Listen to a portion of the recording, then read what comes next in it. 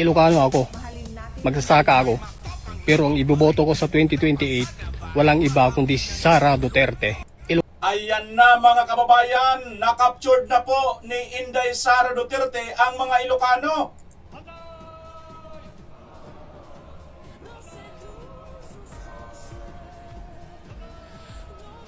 Ito na po ang kinatatakutan ng lahat, ang maging Pangulo si Vice President Inday Sara Duterte. Ang lahat pong tinutukoy natin, iyan po yung mga MPA, mga adik, mga drug lord, at ang mga masasama at ang mga magnanakaw sa gobyerno. Takot na takot po dito kay Vice President Sara Duterte na maging Pangulo sapagkat, naku po mga kababayan, alam po natin kung gaano po ka-istrikto si Vice President Inday Sara Duterte. At dito sa bidyong ito, dito po natin malalaman ang puso po ng Norte kung papaano na-captured ni Vice President Inday Sara Duterte. Mga kababayan, napaka-good news po ito. Isang mayor, ang humble na mayor po dyan sa parteng Norte ay nagsalita na po mga kababayan. Pakinggan po natin kung ano po ang inyang masasabi patungkol po sa ating Vice President. Tandaan po natin, matagal na pong pinagmamalaki ng mga Marcoses. Ito nga pong solid North. Ikaw kabayan, si kayo man, taga-Ijay, taga-no kayo ta Norte, no arabtoy kayo tatta, nga agbuya dito eh,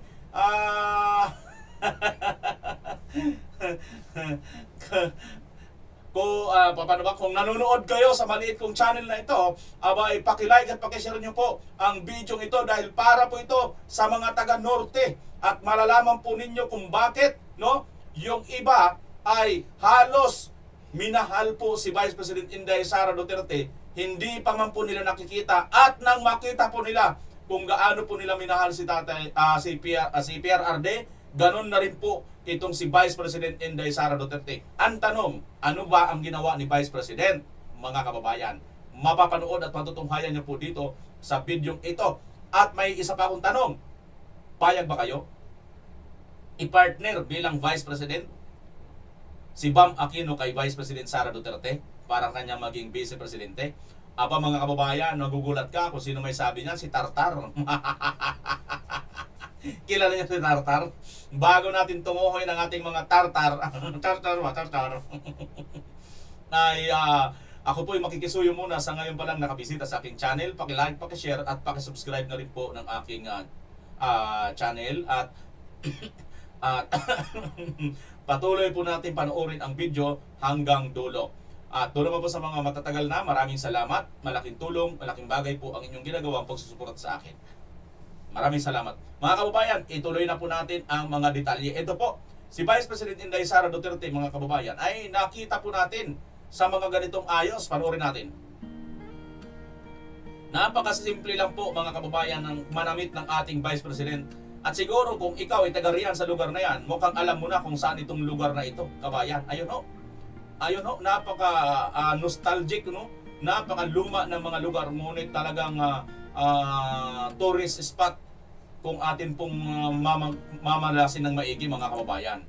At saan pa ba? Mayroon pa po ganito mga kababayan, siguro baka alam nyo na kung gaano po ito kaganda itong mga lugar-lugar na pinasyalan ni Vice President Inday Sara. Ito. Wow mga kababayan, saan kaya ang lugar ito? Ano ho? Saan kaya ang lugar ito mga kababayan? Saan kayang lugar yan? Ito pa mga kababayan, mayroon pa akong papakita sa inyo. Ito naman. Ay, grabe. Si Vice President, napakasimple ng suot, pantalon na maluwag, no? Tapos nakikita nyo yung ayos ng ating mga kababayan. At tingnan nyo po yung mga itsura ng ating mga kababayan, no? May idea na ba kayo? Tingnan nyo po ang tatangos ng mga ilong. Tingnan nyo yung background. Alam nyo na kung saan to lugar, no? So kung alam nyo na yan mga kababayan, dito yan. Dito yan nagpunta si Vice President Sara Duterte sa lugar kung saan ito po ang sabi ng mamang ito. Ilocano ako, magsasaka ako, pero ang iboboto ko sa 2028, walang iba kundi si Sara Duterte. Ilocano. Yan mga kababayan, ang mga Ilocano na mismo ang nagpapahayag ng kanilang bukal, no? Bukal po na sa kanilang kalooban, bagamat Ilocano sila at laging ang pinagmamalaki ng mga Marcoses, mayroon daw pong solid North. Pero ngayon, this time, Duterte po ang kanilang susuportahan at solid Duterte na po ang solid North ngayon, mga kababayan. Ayun, no? Ngayon, Bimar, pwede namang ano yan eh. Pwede namang may mga ganyan din naman sa Visayas eh.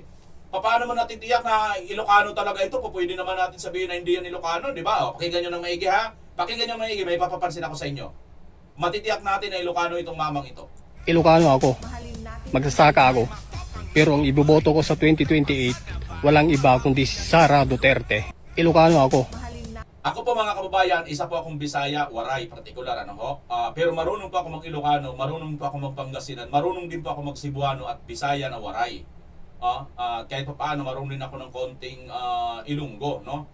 Ngayon mga kababayan, alam ko po, alam din po ninyo na yung tono ko bagamat paminsan-minsan parang Ilocanong pure, pero hindi po ako pure na Ilocano. Pero sa mga Ilocano mga kababayan, alam po nila kung anong klaseng tono po ito. Ito po yung tono ng Ilocano. Kasi sa aming mga Bisaya, hindi po ganito. O, di ba? Tunong-tuno po ng Ilocano. Matitiyak po natin Ilocano po si Sir. O, di ba mga kababayan? Kahit hindi pa natin alam kung taga saang lugar siya. Magsalita lang po parang ako, di ba? Malalaman po ninyong Bisaya eh. Kasi iba po yung tono, yung diksyon ng Bisaya at saka Ilocano. Bagamat may similarity, katulad ng Pangasinan, sabi nga nagtangkon. Anaw-nawat nga anaw-nawat ya Pangasinense, no? Di ba? Yan. Ibig sabihin, matitigas na magsalita, no? Bagamat matigas magsalita, iba pa rin po ang diction. So Ilocano pure. So yan na po mga kababayan. Ito pa mga kababayan, no? Inauguration po ito, no? Please raise your right hand and repeat after me. I, Engelbert Carolan, Having been appointed as the Regional Council President of Region as the Regional Council President of Region 2, Ayan, Region 2 po ito mga kababayan. At sinasabi nga dito, no, PDP laban pinalakas na sa Region 2, Batanes, Cagayan, Isabela, Nueva Vizcaya at Quirino Provinces. Yan po ang PDP laban. At alam naman po natin ang PDP laban mga kababayan. Siyempre, saan pa papupunta si BP Inday Sara? Ito po yung partido ni Tatay Digong. of the Partido Democratico Filipino, do solemnly swear solemnly swear to abide by and uphold the Constitution of the Republic of the Philippines to abide by and uphold the Constitution of the Republic of the Philippines and of the party, and of the party, to keep faith in and put in practice to keep faith in and put into practice the five basic principles of PDP the 5 basic principles of PDP and the basic objective of federalism, and the basic objective of federalism, to perform my duties to the best of my abilities and capabilities, to perform my duties to the best of my abilities and capabilities, without fear or favor, without fear or favor, with the aim in view of furthering the objectives of the party with the aim in view of furthering the objectives of the party and advancing the interests of the community to which it is dedicated, and advancing the interests of the community to which it is dedicated, and to conduct myself in a manner befitting a good and true PDP, and to conduct myself in a manner befitting a good and true PDP, so as to bring honor and prestige to the party. so as to bring honor and prestige to the party, And I take this pledge without mental reservation or purpose of evasion. and I take this pledge without mental reservation or purpose of evasion. So help me God. So help me God. Congratulations! Congratulations, senators! Ayan mga kababayan, tuloy-tuloy na po ito. Ano ho? Bakit po napakaaga ng iba na magbaliktaran at pumunta na po sa kampo ng PDP? Tandaan po natin, ang PDP mga kababayan ay halos iniwan po ito ng mga membro nung hindi na po si Tatay Digong presidente. Ano ho? Siyempre, alam niyo naman po mga political butterfly, kung saan po sila makikinabang, doon po sila pupunta. But this time mga kababayan, hindi pa po presidente si Vice President Inday Sara Duterte. At actually, technically, hindi pa po nag-announce si BP Inday na ito nga po ang PDP ang kanyang gagawing national party. Kasi si BP Inday, sa ngayon po, nasa local party pa po siya sa HNP, ugpo ng pagbabago, di ba? So ngayon, mga kababayan, maaari po, no, sinasapantahanan nitong mga politiko, lalo na nga itong mga taga-norte, na itong si BP Inday, dito po, o ang Aguila, dito po dadapo sa PDP. Dahil ito pong PDP, ito po ay ang partido ng kanyang ama na si Pangulong Duterte, mga kababayan. So malinaw po yan, ano ho? Malinaw po yan na ang mga taga-Norte ay nakaptured na po ni VP Inday Sara ang kanilang mga puso pagdating po sa 2028. So pag ikaw ngayon ay magmamarcos pa, limdak na po yun eh, wala nang silbi. Di ba? Napatunayan na po yun sa 2025 election nung nakaraan, senatorial, wala pong nangyari sa kanya, mga kababayan. Eto pa, dagdagan pa po natin ngayon, mga kababayan, na ang Norte po ay magiging mas solido pa po papunta sa mga Duterte dahil po sa isang napakatindi or maliit pero napaka-importanteng ginawa ni Vice President Inday Sara Duterte. Panoorin niyo po ito. Ayan, mga kababayan. Ito hindi ko po ito masyado pinansin nung mga nakaraang araw na nakita ko, no? Kasi tayo po, no, hindi naman po dahil hindi natin pinansin dahil minamaliit po natin, no? Hindi ko lang siya masyado pinansin dahil nga sa iniisip ko, para bang simple lang naman po ito na pagkakatipon. It's just ano lang, no? Parang ano lang siya, yung parang piyesta, ganun. Normal, piyesta. May mga piyesta naman sa iba't ibang mga ano sa ating bansa, di ba? So, para sa akin, normal lang ito. Pero ano po ang nagpapa hindi normal or ibig sabihin nagpapaganda dito sa mga pangyayari o sitwasyon dito, mga kababayan? Ito po yun, pakita ko sa inyo. Small town, big gamble as Lamut Mayor defense, Sara Duterte invite. Ayan, April 3, 2026. Ito pa daw po, mga kababayang Lamut Mayor or Lamut Town ay idinipinsahan yung kanilang pag-i-invite dito kay Vice President Sara Duterte. Ito nga ho, mga kababayan, ano, sabi dito Mountain Beacon, no, sa post nito ng Mountain Beacon. Small town, big gamble as Lamut Mayor defense Sara Duterte invite. Yan, mga kababayan. So, may isa pa ba rin itong post, ano? May isa pa rin itong post. Ito, mas maganda-ganda rin itong post na to kasi mismo na si Mayor, ito na pong Mayor na ito, mga kababayan. Mas lalo po natin ma-appreciate ang kanyang post. Bagamat English, no? Bagamat English ay maswerte po tayo rito dahil nandito kayo kay BMR Channel na pag hindi naintindihan ng English, mayroon naman ChatGPT at saka Google. Bakit pa natin po problemahin yan? Di ba? Di pa translate natin. Tama hindi? O, ganun lang kasimple yan. Di mo na kailangan pa mag-aral ng 10 taon para matutunan mo yan. Di ba? Mabilis naman eh. Click mo na lang dyan. Marunong ka naman mag-type. Pero ngayon, hindi ka na magta-type. Babasahin ko na lang, pakinggan mo na lang, kabayan. Ano ba ang naging importansya or ano ba ang naging magandang reason bakit si Vice President Sara Duterte ay pumunta dyan? At bakit tinanggap ito ni Vice President Sara Duterte? At gaano ba kahalaga ito sa isang maliit na town ng Lamut dyan nga po sa Cordillera or sa Ifugao? Ito, mga kababayan, ay English po ito, no? Sierra Madre, April 4 at 8:55 AM. Mayor Buyagawan explains why VP Sara Duterte was invited to Rambacan 2026 as other guests. No? Rambacan pa, sorry, baka mali yung pronunciation ko. Anyway, paki-check nyo na lang po, no? Ano nyo lang po ako. English po ito, mga kababayan, sinali na po natin sa Tagalog. Ito po ang Tagalog niyan, mga kababayan. Lamut Ifugao. Ipinaliwanag ni Mayor Mariano B. Buyagawan. Attorney po pala ito, mga kababayan, kung ako nagkakamali, no? Mayroon ako nabasang isang post. Abogado po ito. Ayan po, no? Yung mayor na ito. Ipinaliwanag ni Mayor Mariano B. Buyagawan Jr. sa kanyang Facebook page kung bakit inimbitahan si Vice Presidente Sara Duterte sa nalalapit na Rambacan Fiesta 2026 at ibinahagi rin ang kanyang plano para sa magiging bisita sa Rambacan 2027. Tuloy natin. English po ito, mga kababayan, at translate po natin sa ChatGPT sa Tagalog. Sa totoo lang, mahirap imbitahan ang mga kilalang politiko na bumisita sa maliit at liblib naming bayan. Ani Buyagawan.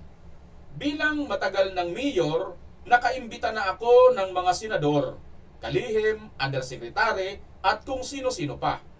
Pero kadalasan tinatanggihan lang nila ito ng walang pag-aalinlangan. Nakaka-frustrate din. Alam mo 'yon? 'Di ba? Totoo naman nakaka-frustrate, 'di ba? Pagka mag-invite ka ng mga kilalang tao pero hindi ka naman pupuntahan, hindi mo naman papansinin, 'di ba? Kasi tinan mo, tinatanggihan lang ng walang pag-aalinlangan. 'Di ba? Ito na. Upang maiwasan ang paulit-ulit na pagkadismaya, sinabi ng mayor na karaniwang mga lokal na opisyal, regional directors at assistant directors ang kanilang inimbitahan. Ngunit sa pagkakataong ito, sinubukan nilang imbitahan ang vice presidente. Dahil sa suporta ng kanyang tanggapan sa aming bayan, aba mga kababayan, teka, sandali ha. Sabi dito, dahil sa suporta ng kanyang tanggapan sa aming bayan, mga programang pangkabuhayan para sa maliliit na negosyante. Oy, mga kababayan, baka ito na yon yung magnegosyo taday. Alin, ang sabi ng mga dilawan, pingtay at saka pingputa, wala daw ginagawa si BP Inday. Ano ito? Mismo kay Attorney Mayor, ng Lamot, si Buyagawan.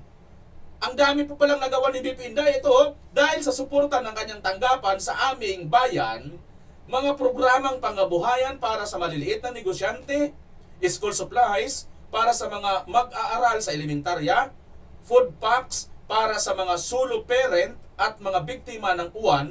Ano kaya yung uwan? Sa Bisaya kasi, uwan, ulan eh. Naisip ko na parang suntok sa buwan ito, anya. Aba, nag-isip din pa, nakalinlangan din si Mayor, mga kababayan. Bakit? Tignan nyo ha, panoorin, titigan nyo po ang mukha niya. Ibinahagi rin ni Mayor Buyagawan ang una niyang naisip. Iniisip ko na baka sabihin niya, isang mayor na hindi kilala at mukhang nakakatakot ang nag-iimbita sa akin sa Lamot. Saan ba yun? Kita nyo mga kababayan? Tingnan nyo ha. Dito sa puntong ito, nagising ako eh. Hindi ko sana ito reaksyonan, kaso naalala ko lang tingnan nyo po ang itsura ni Mayor, kaya ko sinasabi sa inyo, Sinabi niya Mayor yan, ibinahagi rin ni Mayor Buyagawan ang una niyang naisip. Ito yung una niyang naisip kung bakit Iniisip ko na baka sabihin niya, isang mayor na hindi kilala at mukhang nakakatakot. Tingnan niyo po yung itsura ni Mayor mga kababayan. Although gwapo, no? Kaya lang medyo sabi nga niya, nakakatakot. Ayon sa kanya to ha, ang nag-imbita sa akin sa Lamot. Saan ba yun?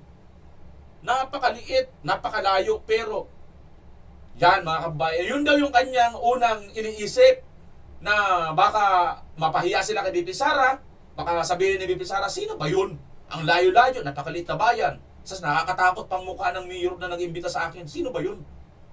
Yun ang iniisip niya ng una. Pero, eto na mga kababayan, tuwang-tuwa kami nang pumayag siya. Ikinararangal namin ang kanyang pagdalo sa aming pesta. Grabe. Yung ibang mga opisyal, undersecretary, senador, at mga tataas na opisyal, walang kabog-abog, mandidiri ka agad at sasabihin ka agad, wala, hindi kami pupunta dyan. Tapos itong si BP Sara, iniisip pa niya, sino ba ito mag-iimbita? Nakakatakot ang mukha ko, iimbitahin ko itong Vice President.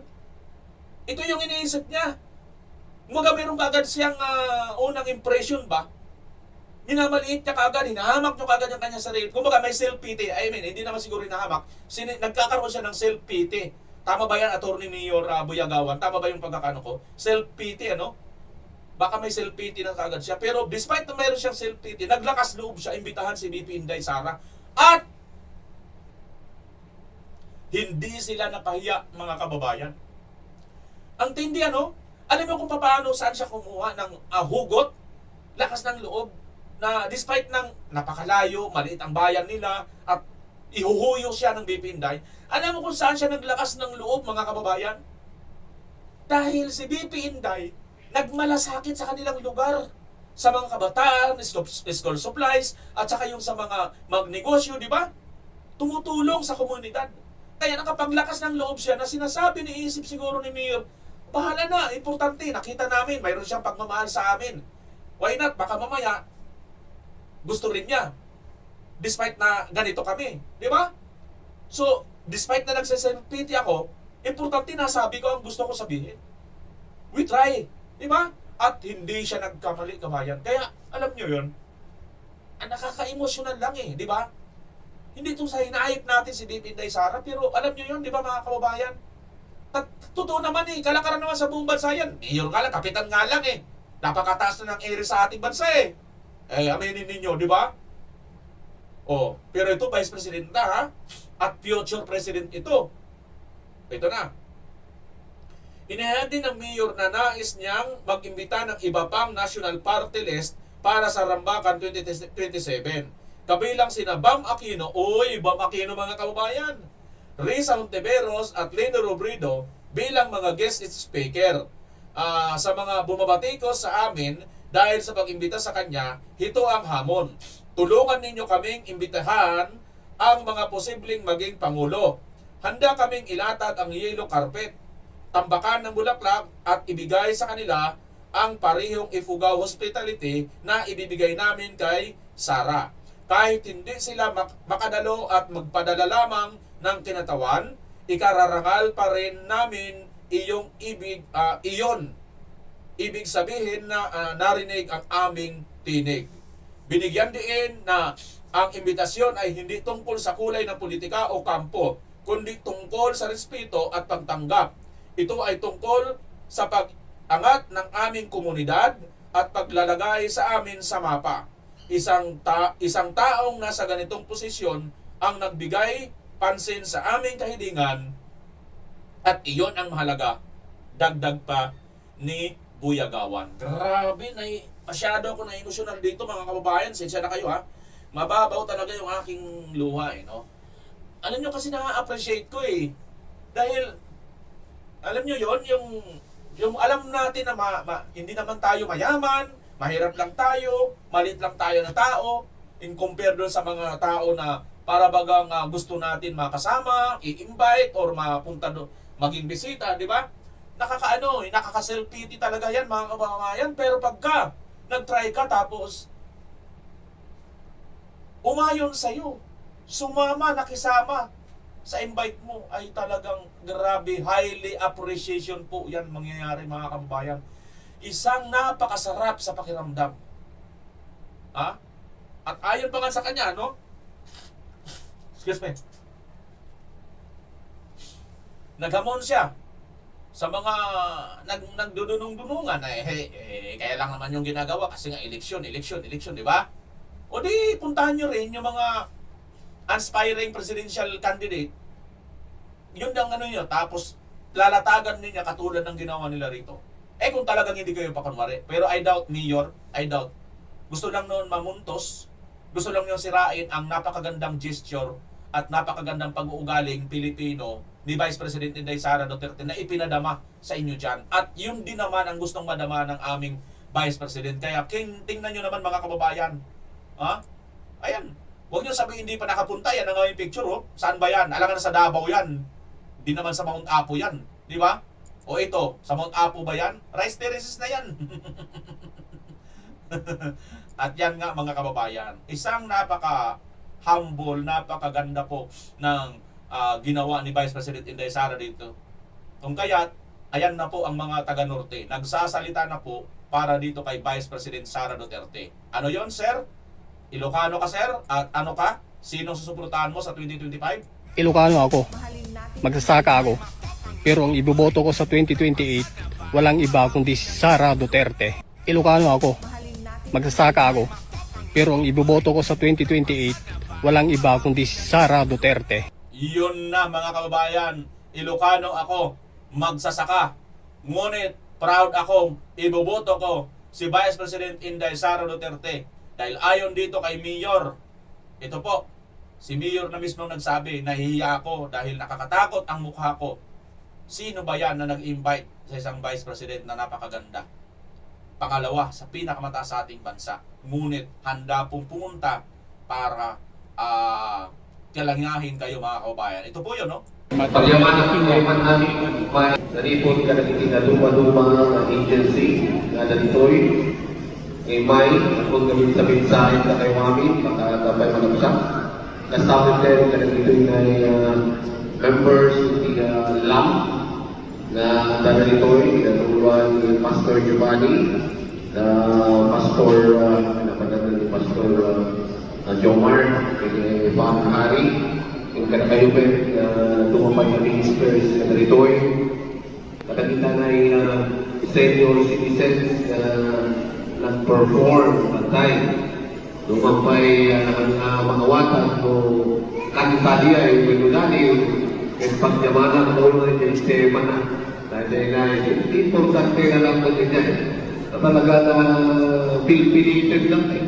Nagasin ko na yung banat tiran ko na naman. Banat lang ako, yung tiran pa na. Talaga hindi ko po sige yun.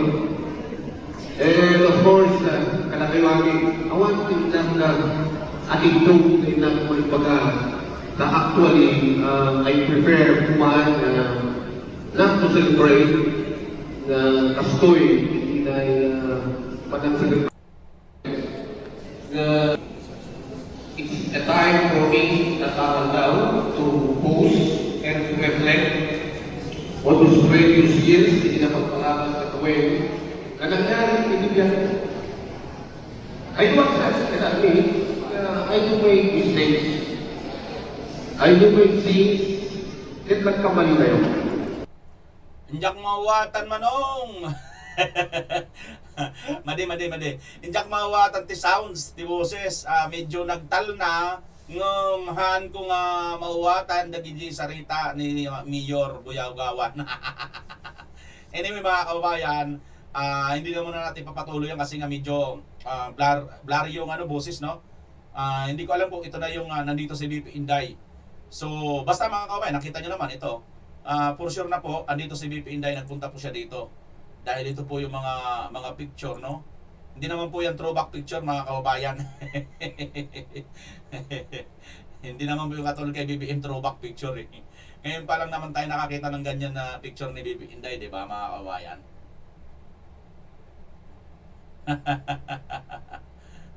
Alam nyo, iyak na naman dito yung mga dilawan tae, mga kababayan. Tsaka may mga pingputa. Ito na po. Sintabi po sa words, ha. Kasi mga pingputa talaga at mga kumakain ng tae at suka ito mga ito. Ito po. Mukhang gusto na nila i-partner si BP Inday. So, itong si Lamas, mga kababayan. Lamas or si Tartar. Abay, mukhang gustong i-partner si BP Inday. Payag ba kayo, mga kababayan, na i-partner si BP Inday dito kay Lamas? Sa mga kay Risa or kay Bam Aquino? Sino ang hula ninyo na posibleng running mate ni Sarah? As Vice President. Yeah, because she said that, Yes. sabi niya, na-recruit ko na. Oo. Nakausap na daw niya. Sino kaya yun? Matunog si Senator Marcoleta. Yung Totoo. pinakagwapo. Very. Do you agree, Ronald? Si Senator Oo, Yes, yung pinakagwapo. Kita mo, makabanat naman to si, itong si Tartar, yung pinakagwapo. Do you agree, Ronald? Tartar? Yes, yung pinakagwapo. Hindi basta gwapo. Gwapo talaga pagdating sa prinsipyo. Dahil hindi nababayaran at hindi napapasunod ng kanilang mga amo na pinapakumpas lang ng mga aso. Okay? Sino daw mga kababayan ang kanilang suggestion, no? Si Senator Marcoleta talaga naman, strong candidate talaga ito na magiging Vice President ni BP Inday Sara. Kaya lang, no, sinabi na rin ni Senator Atty. Marcoleta na tuloy lang muna siya sa Senado. Ay! Kaaway niya yun! Magko-compliment sila, no? Ha? Bongo. I doubt it. Hindi sila ganun ka-close. What about if it's strategic? Kasi kuha na naman ni Sarah ang iglesia. Ayan mga kababayan, si Senator Bongo ako rin wala rin ng problema. Pwede rin siyang maging Vice President. Ano ho? Ngayon, mukhang I doubt it, sabi dito ni Lamas, no? Kasi daw medyo magkaaway. Medyo alam naman po ng lahat yan, noong pa, no? Parang pa ni Tatay Digong. Sige, tuloy natin. Yes. Marcoleta is iglesia. Yes. Hindi ba dapat magbama Aquino siya para makuha niya ang bahid ng dilaw? Yes, kung ako yung tatakbong presidente, ang kukunin ko yung hindi akin para may value added. Yes. Pero hindi yan ganun kadali. No? Halimbawa, Sandali mga kababayan, may value added. Mahilig ka talaga sa tax, no? Tartar. Yung tartar mo kaya, itaksan mo kaya yan para Joke lang ha, Tartar. Baka magalit ka naman eh. Huwag kang magkapikon ha. Sawiro ka rin naman eh. Sabi niya mga kaubayan, para bagang, ito ha, ang dating dito parang logi pa si VP Sara dito kay, kay Bam. Tingnan natin. Baka masira naman si Bam. Oy! Kung papayag. Alam mo si Bam Tartar, kasama na yan sa nashoot sa Inidoro. Oo. Ang problema, binukot ni BBM. Nandun na yan sa Inidoro, papunta na yan sa Puso Negro eh. Pasintabi sa mga kumakain ha. Sintabi lang po sa mga naghahapunan, nag-dinner, or nag-snacks, or nananghalian ha. Papunta na yan sa Inidoro, ay sa Puso Negro. Binukot yan ni BBM. Nasa Inidoro na yan eh. Sirang-sira na yan. Kaya nga yan nilabas eh. Ayun siya maging vice, Oo. di ba? Oo. Kaya ang kukunin dyan ni Sara ay yung medyo malapit sa kanya. Pero tama si Corina, ba't mo kukunin yung Iglesia ni Cristo na sa'yo na? Yes, no? built So, in na. kumuha ka ng may value added. Alam nyo, sa totoo lang mga kababayan, yung INC si Senator Marcolita, given na po yun. Para sa akin lang ha, pag strategic ang pag-uusapan, hindi po dahil sa ayaw ko kay Senator Marcolita. Wala po akong problema. Kahit sino pa ang Vice President VP Inday Sara, wala akong pake. Ang importante sa akin mga kababayan si VP Inday. Kasi siya lang naman ng katulad ni Marcos, di ba? O anong nangyari kay VP Inday, di ba? Hindi naman siya nakapurma dahil nga po hinawakan ni Marcos ang lahat ng kanyang pinsan at ng lahat ng alipuris niya. Di ba? So, walang problema kahit sino pa ang mag-vice. Katulad din ni Tatay Digong, vice si Lini o sino ano bang nagawa ni Lini? Wala rin naman, palutang-lutang. Bawa Atulpo, no? Or, Senator or a General Torre, or yung ganon. No? Pati si Torre? Pero siyempre, General Torre, Will not sunog na yung tulay also. dyan. Yes. Ang idea ko lang kasi is someone na hindi sa'yo. How about si Senator Amy? Oh, At saka merong Sara All baka Sara Mi. Yun yung proposal ni Harry Roque 2 years ago pa. Oo. Pero hindi pa natin nasubukan yung dalawang babae. Babae. Standard bearer, Yes, no? oo. Ikalawa, mahahatak ba ni Amy yung Marcos base? Not too Ilocos. sure, no? Yeah. At may mga Duterte na ayaw sa kanya. Di ba? Publicly, nagsalita si Baste, nagsalita si Panelo, etc. na wala silang tiwala kay Amy. Yon mga kababayan, mukhang si Amy, wala na ito. Wala na yung Sara Mi kasi 'di ba Sara All, Sara Mi, ibig sabihin Sara Amy. Wala na po 'yon. Para sa akin ito hula ko lang naman. May punto dito siya si Tartar sa sinabi niya hindi pa natin nasusubukan yung all power girl, no, para magpapares babae. Sorry po. At ang nakikita ko dito na maaaring babae si Atty. Ruy Naguanson. Hula ko lang ako po, sa tingin ko mga kababayan, sa rami ng mga DDS vlogger, ako po ay yung unang humula na si Atty. Ruy Naguanson ang maaaring kuning Vice President VP Inday Sara. Bagamat si Atty. Ruy Naguanson, nag-declare na siya na tatakbo siyang senador. Di ba? Senador lang siya. Pero katulad din ni Senator Marcolita, senador pa rin siya, hindi muna siya tatakbo. So, nananatili pa rin yung ating mga hula-hula kung sino talaga ang maaaring napili na actually ni VP Sara at nililigawan, kinukumbinsin na niya na. Hindi niya lang niya kung dun nga ba sa posisyon na yung gustong tumakbo. And I suppose, humula ako, inalanes ko sa Senator Ruy Naguanson. Kasi si Senator Ruy Naguanson, ang pagkakalam niya talaga, gusto lang siguro niya talaga senador, no? Pero dahil nga sa tawag ng pangailangan, at para sa akin bukod kay Senator Marcolita na attorney, itong si Atty. Ruy Naguanson, attorney rin, at ito lang naman ang dilawan na hindi po kumain ng suka at saka tae ni Marcos. Nananatili po siya anti-Marcos hanggang ngayon. Dahil parehas pa rin naman po. Bagamat ang kanya mga kakampi, kumain na, humimod na sa puwit ni Marcos, siya ayaw niya. Kasi mabantot talaga, hindi niya masikmura. Po, sino man ang piliin ni VP Inday Sara, okay na ako dyan. At tungkol naman kay Bam Aquino, wala din tayo problema kasi maaari makapture niya rin ang norte. Pero wag mo sabihin na para bagang si VP Sara pang makikinabang kay Bam Aquino. Kasi sa totoo lang, hindi naman yan panalo noong 2025. Na magic lang hindi natin alam. Hindi nga nangampan niya Never heard nga yan Galing sa talo yan, huy, tartar. Kaya mga kababayan, nangangarap na lang ito sila ng gising. Pero ang totoo, Sara All na po talaga ito.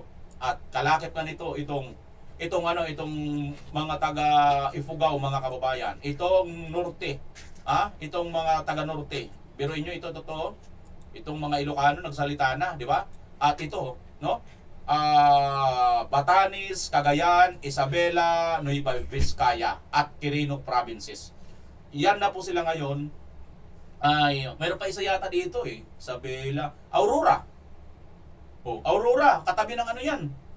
Katabi ito ng Aurora, katabi ng Vizcaya. Di ba? At katabi ng Isabela, yung Aurora sa dulo. Yan mga kababayan. So sa malamang captured na po ni BP Inday. Lalo na nga po itong pagpunta-punta niya rito. Hindi po, alam nyo, ako sa totoo lang, napaka-humble po ng mga kababayan natin ng mga Ilocano, lalo na yung mga Igorot. Na-notice ko po yun, na-experience ko po yun. Nakapunta po tayo ng Kalinga, nakapunta po tayo ng Baguio, sa lugar nila General Bantag, no? Napaka-humble ng mga tao dyan. Mayroon akong nakasama, mayor pala, nakakatabi ko sa upuan, gobernur, vice governor pala, pero ay nako, walang kayabang-yabang sa katawan. Kaya sumasaludo ako sa mga kababayan natin mga Igorot. Kayo talaga yung mga sample ng mga lahing Pilipino na dapat ipagmalaki sa buong mundo. At syempre naman, ang lahi ng mga Bisaya ay hindi rin naman po yan.